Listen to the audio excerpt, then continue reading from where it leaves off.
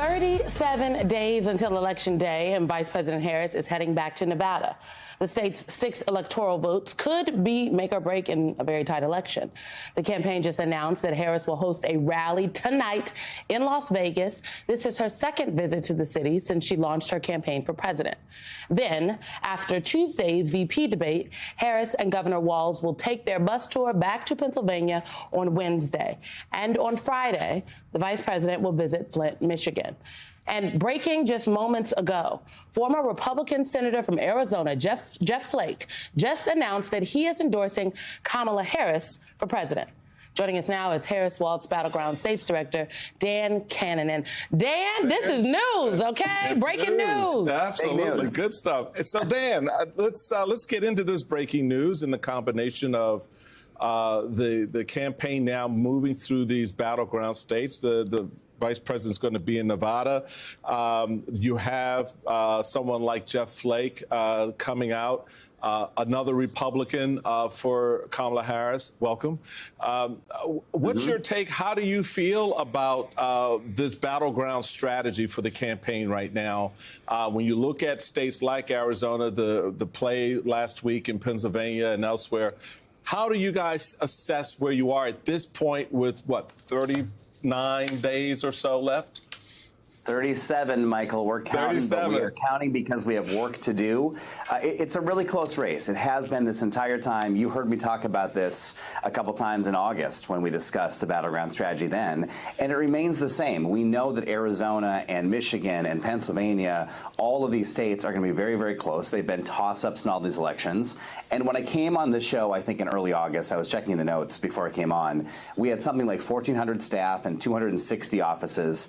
Today, we have 2,500 staff, another 1,100 since that August moment, and 350 offices. This weekend, we've got 4,000 events happening in battleground states, 25,000 volunteer shifts. The event we did with the Vice President Madison with 10,000 attendees resulted in 4,000 new volunteers. The 2 events in North Carolina the week before in Charlotte and Greensboro resulted in another 7,000 volunteers. What we're doing with these trips is turning them into action on the ground. But in the case of Arizona and Jeff Flake, I'll note that the Vice President out there talking about the border, or in Pennsylvania and Pittsburgh talking about the economy, we're both doing very serious policy-oriented speeches and positions aimed at talking to voters on issues that matter to them, unlike Donald Trump, and then also at the same time having enthusiastic rallies and organizing moments where we turn all this enthusiasm and energy into action on the ground. And one more bit of breaking news while we're at it. With this weekend, we will cross 100,000 events in the battleground states since July 21st, when the vice president became the presumptive nominee. Let's talk about some of those battleground states and the polling that we are seeing out of those states. Dan, I want to look at 2 different polls. One is from the New York Times, released yesterday, showing Harris up in Wisconsin, in Michigan, up big in Nebraska's 2nd district. That is among likely voters. And then this morning, Consult poll from about the same period in Arizona, Harris up 3 in Nevada, which the Trump campaign once said was all but a foregone conclusion. Harris up by 7. Do those numbers match your internals? Yeah, I just think across all 7, and I think these 7 are really the 7 that are the true toss-ups in this race. Alicia, I would say any one of the states you mentioned, any one of those 7, has the potential to be a tipping point state. They're all very close. They're individual races. The issues are different in each to some degree, and there are different ballot considerations in each state, different considerations on the ground. But at the end of the day, there's political gravity in those states. They've been just toss-up states. And again, the polling is one thing, and we're getting a little closer to the end where the polling can actually have some indication, I think, but we care less about that top line. I look at the election results for Senate, for governor, for president, in all those places, and our modeling. And what we see consistently across the 7 is states are truly tied, and in some places we're still an underdog where we need to be a bit more ahead. And so I think the imperative is... Dan, tell me where. Where are you still an underdog? I think across the battlegrounds, Alicia, I just feel like we just have to be a little bit, more firm than we are, and that is a imperative for our campaign to continue to talk to voters. We take nothing for granted. You know, these states are so close. The way I look at it is it's a margin of error race, and Michael Tyler, I think earlier this year, coined that as a margin of effort race across all 7 of these states. Can we put that graphic back up on the screen? Because I'm struck by what Dan said. If you look at those various battleground states, you are saying the campaign says you're close or you're tied in even some places. The next graphic with the little states on it. You're tied in some places, but this next graphic says that it looks like, I mean, Nebraska, this is like, I feel like this is not it. It seems like what you're telling us is many of your little boxes are gray that say tied, or might even be red that say Harris -1, 2, or 3. What then do you do to close the gap there in some of those places, Dan? I think Jeff Flake's endorsement, former Senator Flake's endorsement, is a really big deal in Arizona, frankly. And it's, again, giving that permission structure that Michael talks about. But there are folks who are not Republicans that do need that Jeff Flake is not going to speak to them. There are base Democratic voters that say, I'm seeing a lot of Republican activity and not a lot of base Democratic activity. What are you all doing for those folks? Well, so I think, Simone, just back to your point first on how close it is and what you do to win those close races, right? The race has not moved tremendously at any point in time in this calendar. There's gravity, again, we're fighting a little bit, and we understand that. So partly the plan has been to have this presence on the ground talking to voters, and that's both persuasion and it's mobilization, as you point out. And this last mile, these inches you're fighting for at the end of a close race, are about persuading those handful of folks, who still need to decide where they're going to land in this race. And someone like Jeff Flake can be a permission structure for Republicans who do not like Donald Trump and do not want to vote for him, but don't know enough about Kamala Harris and what she stands for and her ability to bring people together. I think Jeff Flake speaks to that and creates that permission structure for Republicans. And then on the mobilization side, all those events I talked about, 4,000 in battleground states just this weekend, 100,000 events since the vice president became the presumptive nominee. We are engaging those voters and pushing them. And mobilization is both about excitement. It's about creating an energy and a place for people to come and be part of a campaign,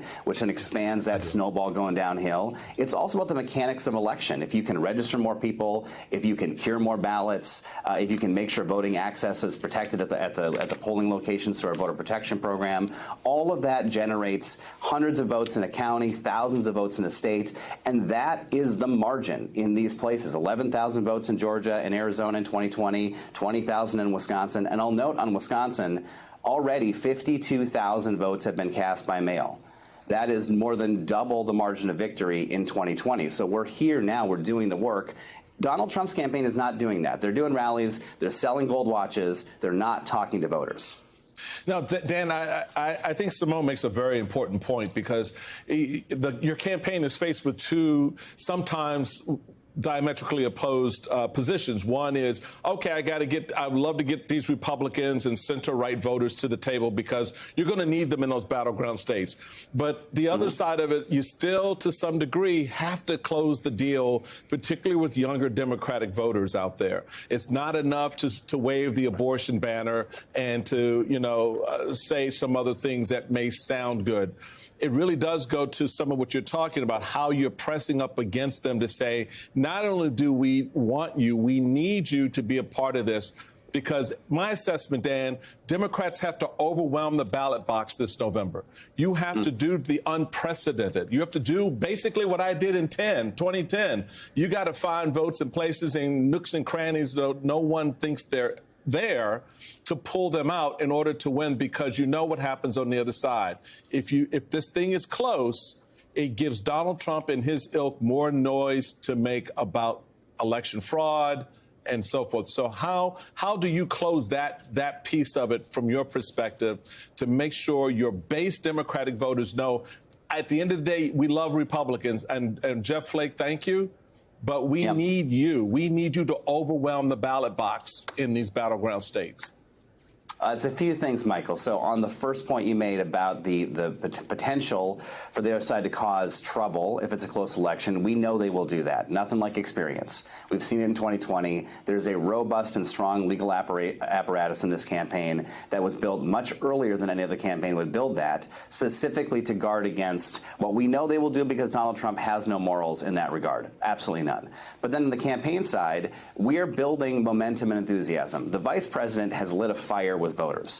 In the weeks following her taking the baton on this race, 400,000 brand new volunteers came to the campaign organically.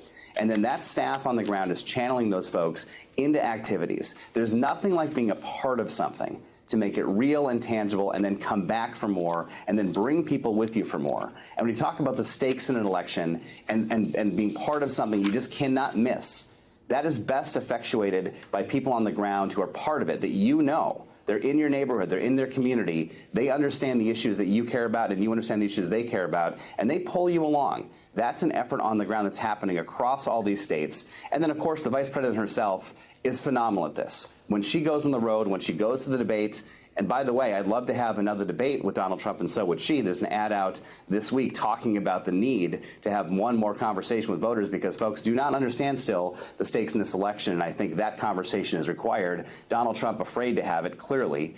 But we want to have all of that out there, both the rallies, the debate, the persuasive moments, the organization on the ground, and then on the back end, the legal protection. The campaign is thinking about all of those things because in this modern cycle, it's not enough just to do GOTV.